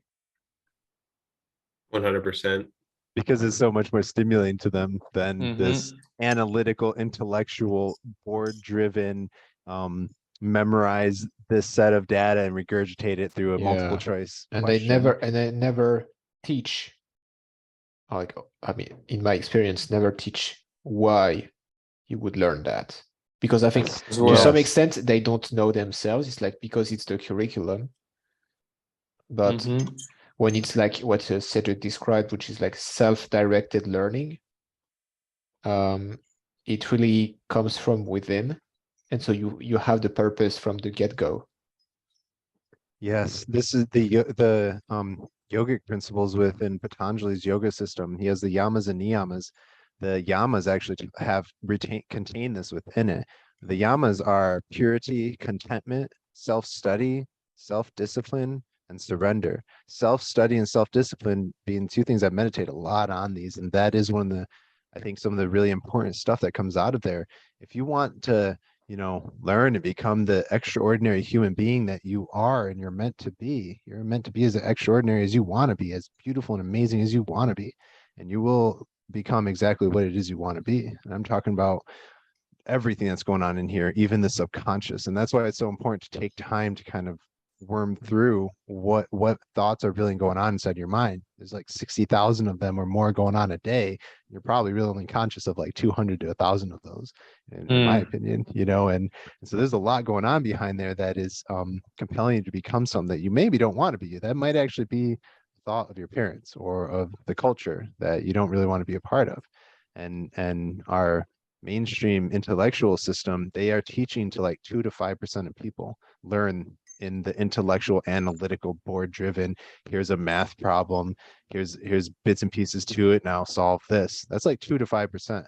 is what the researchers have estimated when they've been studying the different forms of intelligence, which is a lot of them. And I think it's like 40% of people learn experientially and hands-on, and then another 40% learn through audio and demonstration. Visual. And visual. Yeah. Thank you. Yeah. Yeah, and one thing that came up as you were discussing, something that I have observed is how health plays into all this, the creativity, the desire to learn. And really, again, it's apparent on Maslow's hierarchy of needs. It's like when you are in poor health and always stressed out, you will not seek creative endeavors. And I mean, you can ask someone who is not doing it, like, why aren't you doing it? The answer would be like, can't you see I'm stressed? Can't you see I'm busy? And I think there is a nice correlation between, especially for men, but like health and libido and health and creativity, because it's like linked with like libido, sexual energy, creative energy. And I really find that unless you are really in good health, you will suppress the higher needs in a way to kind of survive. And that really is why, Exactly. and maybe like, I don't know, but it comes through me, but that's one of the reasons why I believe firmly that we need more health in the world, because otherwise people won't tap into their creativity and we won't solve problems. And I think that's the completely reason agree. why we need more people like us or those who are aware of these practices or are actually doing this holistic lifestyle coaching, because like guys were talking about before, people that want to experience these ayahuasca ceremonies and these meditations that are targeting more of those higher chakras. But again, how many of us are actually meeting our needs of drinking adequate amounts of water that's good quality, the nutrition, the quality, the proportions, getting enough movement, getting enough sleep. I mean, once you can fix almost everything with those principles, and of course the breath and relationships, but we can't really separate. Don't put the cart before the horse, right? Yeah. And I think to a great extent, I completely agree with you, Cedric. I just want to add a small nuance to it. I think for the most part, people seeking, let's say, ayahuasca or other entheogens, it's not an actual spiritual need. It's a spiritual gratification. And it's very different. They are not at the top of the pyramid. I don't think so. I'd like to challenge this a little, because I think that it is a profoundly deep spiritual need that doesn't have to be satiated through entheogens. I think that is something that, people, like in my case, because I've gone through such extreme, intense experiences, I think I naturally gravitated to a more extreme, intense way of having a significant spiritual experience in my life that could radically change me in a healthy way. There are you're right to say that I think a lot of people, especially in our world, because of how prevalent instant gratification is and how many people are dealing with addiction, end up going towards it for gratification rather than to satiate in a healthy way a spiritual need. Because if you were to take these entheogens and use them in a properly done shamanic ceremony, like I got to experience 8 months ago, you can have very healthy, profound experiences that help you deal with your addictions and trauma and move forward a lot. But if you use it in the space of your own bedroom and you're in a house where your parents don't want you to be using things like this, so you already have this anxiety in you over it, the guilt, you feel like it's illegal, all this guilt and stuff is going to come up and you're going to have a nasty, horrible experience. It might even lead to a psychotic break that can, take you many steps back. But Mm. even that, just as Paul Chek's pain teacher idea is so useful, even that, even if you do something like that and it takes you in a horrible, awful place, you still, just like every negative experience, have an opportunity to go right into it and look right at it and shine the light of your consciousness right upon that darkness and find out what is real within it. Or 100%. And people's I shame. think, yeah, 100%. And I think it's really the power of perception and how we attribute meaning to what happens. So it's like, to me, one of the greatest core beliefs that I really try to make subconscious, and it's not perfect yet, but it's getting better. It's like everything happens for me, not to me. Yeah. And so, yeah. because to me, it really is the core belief that makes anything in life not only bearable, but full of hope and faith.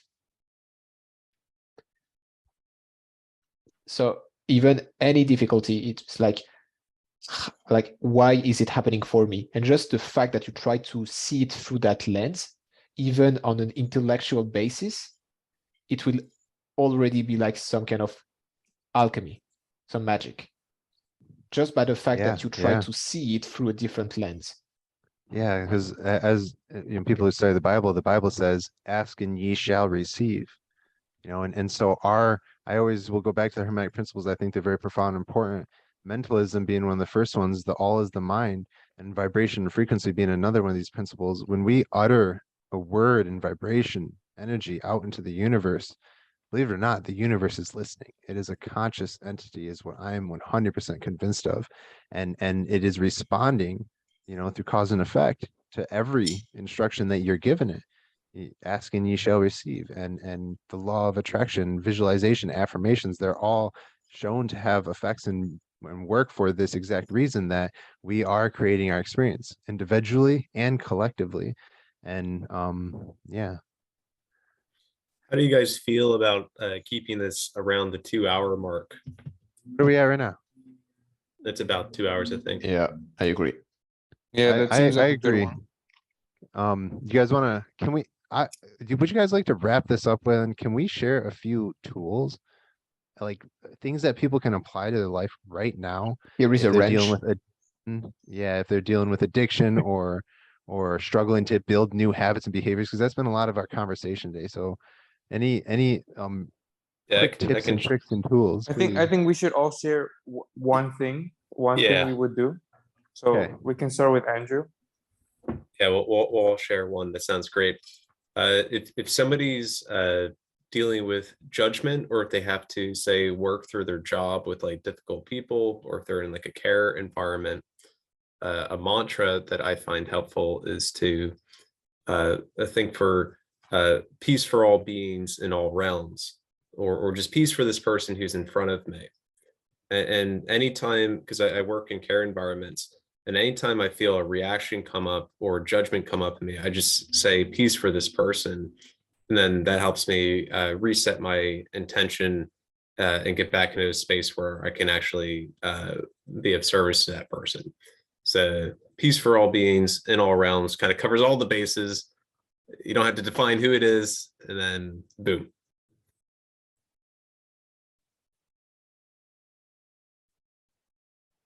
Either you want to go next? And thank you, Andrew. Wait, were you referring to me? I was just asking if either of you guys want to go next, or do you want me to go? I can.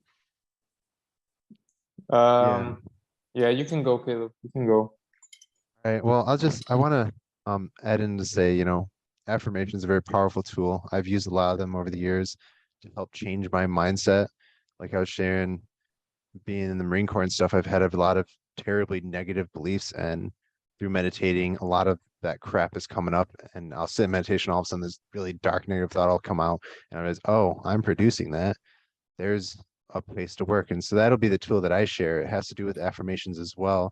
And using, I believe this is a Buddhist practice of, whenever you have a negative thought come up and you see it, and you don't want to identify with it, because I own and accept that you all have free choice and be as you will. And sometimes you might have a negative thought that you actually identify with and that you want to revolve around for a little while longer. Maybe there's a reason. Maybe that's serving you to think that this person is, a psychopath, and you need to, own that so you can create space from them, because maybe they really are, but maybe you're on the other side of things and you want to recognize these negative thoughts and undo them so that they're no longer, because in a lot of cases, like a thought like that this person is a psychopath, that is likely not true in most cases. And by having that sort of a thought towards them, you're actually creating a stereotype in your mind, a label that is going to shape all of your interactions with them. And so if that's the case, maybe you want to undo this. A Buddhist practice that I really am fond of and has helped me a lot over the years is, I forget what they call it, but essentially whenever you have a negative thought on anything, you then use your consciousness to create the opposite positive thought on that. So so maybe you have that thought, like this person is a psychopath. You then immediately follow that up, like literally in the moment, practice every time you have these negative thoughts that you don't think are true and want to rework.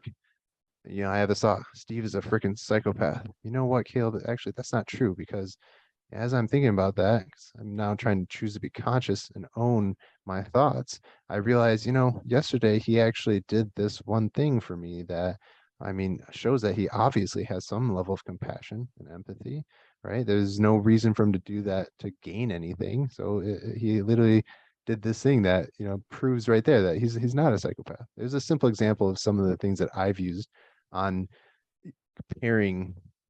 Whenever you have a negative thought, create the opposite positive thought of that. I forget the name of the Buddhist practice, but the Buddhists have used this a lot over the years to help people reach higher and higher states of consciousness. Yeah, that's a mental alchemy, right? And actually what Andrew shared reminds me of the loving kindness meditation, where you start with like someone you love, and then you extend it outwards until you encompass like all beings. I think there is something to that. I think it's something like that. I don't want to butcher it. The metta pretty meditation. close. Yeah, 100%. Yeah. You got it. My best friend in college, who we shared a lot of interests and had the same majors and stuff. He ran for a senior project, ran studies on loving kindness meditation and found it had a beneficial effect on certain mental health metrics. That's awesome. I use that one for years in one of my meditations. Cool. Have either of you got a tool or practice you'd like to share with people? Yeah, That can help definitely. them? I'd like to. I'm just eating here. That's why I muted myself. But I think one of the things that has helped me the most would actually be journaling,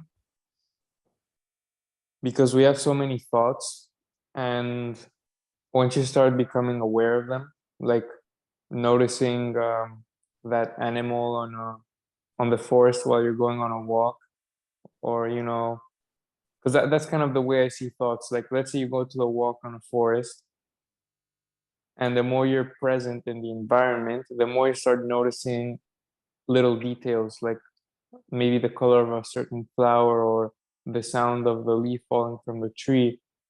And the more you cultivate this stillness and presence, then you're able to notice your thoughts. And then once you notice your thoughts, then it's easier to make these changes in your life. And I think one of the best ways to kind of also let go of that energy and kind of also redirect it is by journaling, and by just writing it down on paper has sometimes made me feel much lighter. And I think it reduces stress levels a lot by just putting that thought into a paper. And then you're kind of like almost saying like, these are not my thoughts. I'm simply the observer, and it's just the thoughts that are coming through me, but I'm not defined by them. Yeah, like journaling has been huge for me as well, as I have evolved, and I've used it to deal with anxiety, to figure out my purpose in life. I've used it to, I don't know, all these things, and it's been like a, a godsend almost. It's like, yeah, it's been like personal therapy for sure. Yeah, it's literally it's a free way to get therapy, Yeah, but you have to be really honest with yourself. that's key. It's That's very key. important. But I mean, Yeah. it can be scary if you're not honest with yourself. Like, it's a scary existence to Yeah. experience Mm-hmm. if you can't even be honest with your own self. Yep. Yeah, because it's going to start to create rifts in your consciousness, and you know, this is one of the things that I think leads to multiple personality disorders. And maybe Andrew, maybe you can. I know that we're trying to wrap things up right now, so thank you, Robin. Did you want to have any tools you want to share? Yeah. So Any tool? it kind of relates to what I described earlier with choosing your perspective, like everything happens for me instead of to me. And for the longest time when I was younger, and I'm sure at least one of you can relate, it's like I was questioning faith, like, because I was like, how? So with like picture my analytical mind, how can you prove the faith? Like I need proof to have faith. And more recently, I've been like, well, how can you prove that nothing exists? How can you prove otherwise? And so the more I've explored that question, the more I'm like, oh, I can actually just choose and see what works best, like a true scientist, and not being like full of dogma and like, give me proof that I need to believe in this. It's like, actually, no, it's more like empirical. It's like, let's wear that belief for some time and see how things go. And to me, it has been the same thing with faith and believing that everything happens for me. It's like, I'm not the only authority in here. And so I release some control, but I believe that ultimately things will turn out well because I trust. And I don't need any proof because I would technically I would need a proof to distrust as well if I was really honest. And so yeah, I've come to that conclusion, like when you really are open-minded and honest, even if you have a scientific mind, very analytical, you're like, what if I tried this or that? And I don't remember who said it, but like it completely changes. Like the simple shift of perspective, it's really like Cedric shared the totem pole. It's like the top of the totem pole. A shift in the psyche changes everything else. And it can happen in an instant. So it's not really a tool, it's just like something that was on my mind, but that's what I wanted to share. Well, thank you. Thank you for sharing that. Yeah, there's a lot to it, and we'll be diving deeper and deeper into these in our podcasts as we move forward. And some of them we're gonna have free flowing ideas that come out, and then from there we'll grasp onto certain ideas that we feel there's a lot to revolve around, and we'll likely, because I have a lot of tools and structured formats to share with you all, and I know each of you do too, from teachers that I've studied over the years, and we'll help lay out a map on how to heal yourself, on how to have calm, conscious conversations like these, so that hopefully everyone, you know, who listen to these, what I'd want to see with people is, I don't want you guys to become dependent upon us. Take this and this knowledge and the formats that we're laying out, and go build your own. Go find connections with people of like-minded interests, and start building anything around that serves you all, that helps you become happier, more whole and healthy human beings. Because the honest truth, in my opinion, we're at a point in our species, and I believe in radical levels of honesty as well. Like if we're being honest with ourselves, we are on the precipice of self-destruction like we have never seen. And so and I know this can feel heavy with people. We're going to have to learn to face this heaviness, because it's coming closer and closer to our doorstep, though. Is it our survival as a species depends upon us growing up, depends upon us learning how to take care of ourselves, because in learning how to take care of ourselves, we learn how to take care of cooperative relationships and take care of the world. That responsibility is a necessity.